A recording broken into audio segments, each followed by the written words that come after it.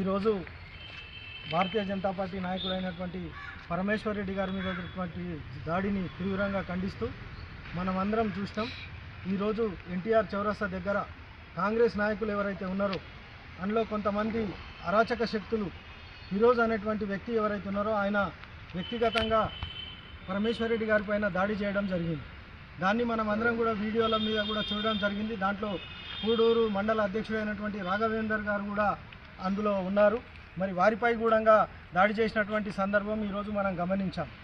మనందరికీ తెలుసు, గతంలో ఢిల్లీలో జరిగినటువంటి ఏదైతే కార్యక్రమాలు సీజేపీ వారు చేస్తున్నటువంటి కార్యక్రమం మనం చూసాం.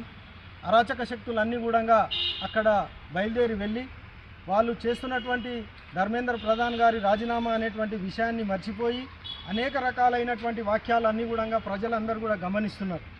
ముఖ్యంగా అక్కడ హిందుత్వ వ్యతిరేకవాదాలు లేక ఉన్నారో వాళ్ళు కానీ, కమ్యూనిస్టులు కానీ, ఇంకా ముస్లిం గుండాలు కానీ అనేక మంది అందులో చేరి దేశ వ్యతిరేక కార్యకలాపాలు చేయడానికి వాళ్ళు ఏదైతే సిద్ధమైనరో ఆ సందర్భంగా మన ప్రతిపక్ష నాయకుడైనటువంటి రాహుల్ గాంధీ గారు ప్రధానమంత్రి గారి నివాసం వద్ద ధర్నా చేయడం చాలా విడ్డూరమైనటువంటి విషయం మనం అందరం కూడా గమనించినాం.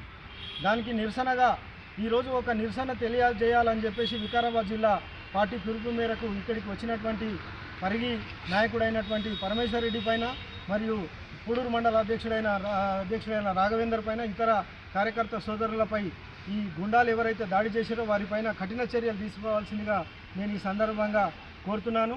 ఎవరైతే ఇక్కడ అరాచకం చేయాలని చూస్తున్నారో, ఈ దేశంలో అరాచకం చేయాలనేటువంటి ఉద్దేశము కలిగినటువంటి అందరు వ్యక్తులు కూడా ఈరోజు అన్ని రకాలుగా ఈ దేశాన్ని విచ్ఛిన్నం చేయడానికి ప్రయత్నం చేస్తున్న సందర్భం వికారాబాద్లో కూడా మనకు కనబడుతున్నది. ఈ ఫిరోజ్ అనేటువంటి నాయకుడిని వెంటనే అరెస్టు చేసి ఆయనపై కఠిన చర్యలు తీసుకోవాల్సిందిగా నేను ఈ సందర్భంగా వికారాబాద్ జిల్లా ఎస్పీ గారిని కోరుతున్నాను.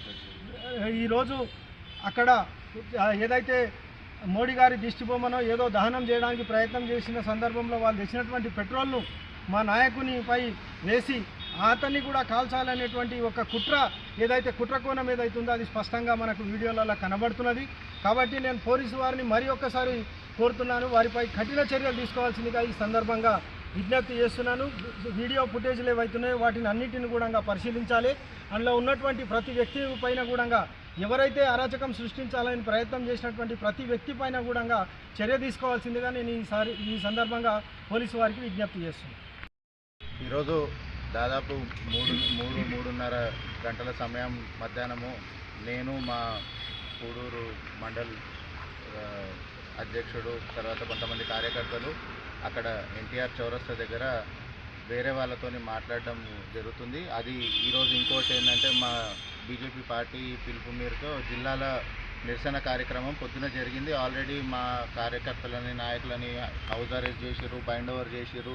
ఇప్పటికీ ఈ క్షణం కూడా వాళ్ళని కార్యకర్తలను ఇబ్బంది పెడుతూ వేరే వేరే మండలాలలో దింపేసి మీ అంతలు మీరు ఇంటికి పోండి అని చెప్పడం జరుగుతున్నప్పుడు ఇక్కడ చౌరస్తా మీద ఏం జరిగిందంటే అక్కడ పోలీస్ సిబ్బంది ఉన్నారు. అక్కడ వాళ్ళు నరేంద్ర మోడీ గారి దిష్టిబొమ్మని ఉరిదీసి తర్వాత దానం చేయడానికి ట్రై చేస్తున్నప్పుడు మేము ఫస్ట్ పోలీస్ వాళ్ళు ఏమైనా రియాక్ట్ అవుతారేమో అని చెప్పి చూసాము.